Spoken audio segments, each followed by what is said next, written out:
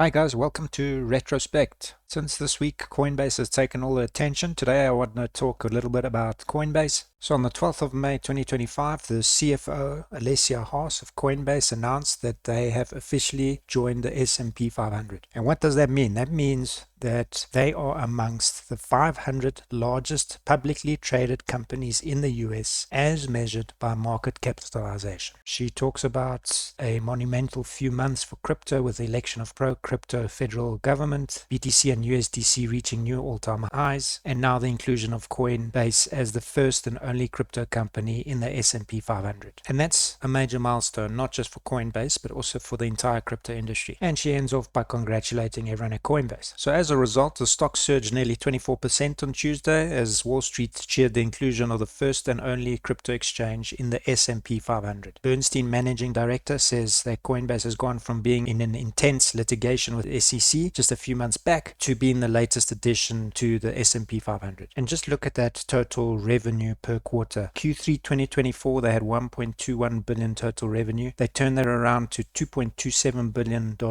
in quarter 4 of 2025, and in quarter 1 of 2025, $2.03 billion, which is basically double the revenue they've been doing per quarter in 2024. And you have to say that this has probably happened because of President Trump and him putting in key figures to forge ahead with a token-friendly framework. That was a large part of his campaign. Yes, the stock declined to pre-election levels in April as the overall market sank following Trump's tariff policy unveiling, but that since has been turned around. Bernstein has a buy rating on the stock with a $310 price target, and with Trump's administration's aspiration to make America the crypto capital of the world, Coinbase remains the dominant platform, which is 66% of the US market share. But then on the 15th of May, they made the headlines again, and for the wrong reasons this time. 15th of May, on their blog, they reported that cyber criminals have bribed and recruited a group of rogue overseas support agents to steal Coinbase customer data to facilitate social engineering attacks. These insiders abused their access to customer support systems to steal the account data for a small subset of customers. But Coinbase highlights that no passwords or private keys or funds were exposed, and their Prime accounts were untouched. They also promised to reimburse the customers who were tricked into sending funds to the attackers. They're cooperating closely with law enforcement to pursue the harshest penalties possible and will not pay the $20 million ransom demand that they received. Instead, they're establishing a $20 million reward fund for information leading to the arrest and conviction of these criminals. So how did these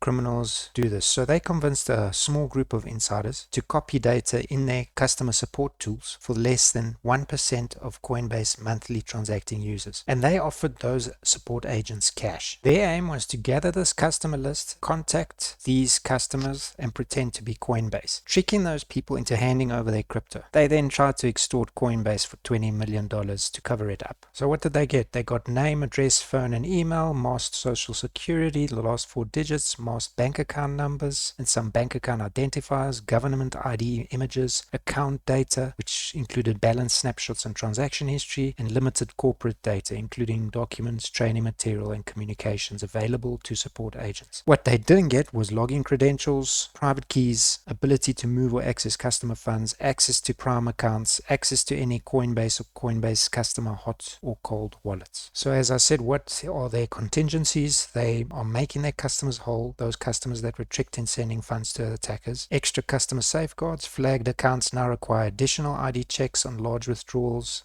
include mandatory scam awareness prompts. They're securing their support operations because that's where the leak happened. They're opening a new support hub in the US, and they're adding stronger security controls and monitoring across all locations. They're hardening their defenses against insider threat, automated response, and simulating similar security threats to find failure points in any of their internal systems. And of course, they're staying transparent. The blog is testimony to that. They're not paying the $20 million ransom. Instead, they're creating the reward fund. They're tracing tracing stolen funds. They've tagged the attackers' addresses so the authorities can track and work to recover assets. And as I said, they're working with law enforcement. Those insiders, those support agents that leaked this data were fired on the spot, and they were referred to the US and international law enforcement. They will press criminal charges. And they go on about all the best practices that you can use. You should turn on withdrawal allow listing, only allow crypto to go to a certain whitelist of addresses, enable strong two-factor authentication. They say they will never ask for your password. They tell you to lock your account if something feels off, and review their security tips. So this kind of spoiled that whole S&P 500 news. Reuters has gone ahead and said that Coinbase forecast a hit of $180 million to $400 million from the cyber attack. How this whole thing started is they received an email from the unknown threat actor on the May 11th claiming to have information about the customers as well as internal documents. The SEC has already begun scrutinizing whether Coinbase had misstated the user figures, and they're interested whether they have inaccurate user data, which could indicate the company has inadequate know your customer compliance that is required of firms registered with them. A Coinbase spokesperson denied that the SEC was probing the company's compliance with Know Your Customer and Bank Secrecy Act rules. And this article came out yesterday, and Coinbase was down 6.5%. So it's amazing how just 4 days later the fortunes turned. And this is just a sign of the times, right? Like, security remains a challenge for the crypto industry, and you hear a lot about these hacks around bull run time. There's talk that the cyber attack may push the industry to adopt stricter employee vetting and introduce some reputational risks. So it's almost like there's a need for these crypto exchanges to become like banks, the way they vet their employees. So let's take a look at the way this affected the market. I'm looking at the crypto market cap, and around about the time of the hack, we were at about $3.32 trillion.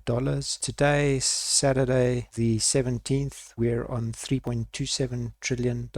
And you would have expected a bigger hit in the market cap. I mean, this was a huge hack. Even the Bybit hack was pretty huge, and we didn't see the kind of movement in the market that we saw in previous bull runs when there were big hacks reported. But the bigger picture is that the institutional doors are opening. We've got ETFs, we've got Coinbase in the S&P 500, but we can see that the cybersecurity spend is going to increase for these companies. So tell me, guys, does Coinbase's S&P badge outweigh a potential $400 million security black eye? Comment below. Smash like if you think crypto has finally hit the big leagues. See you next time.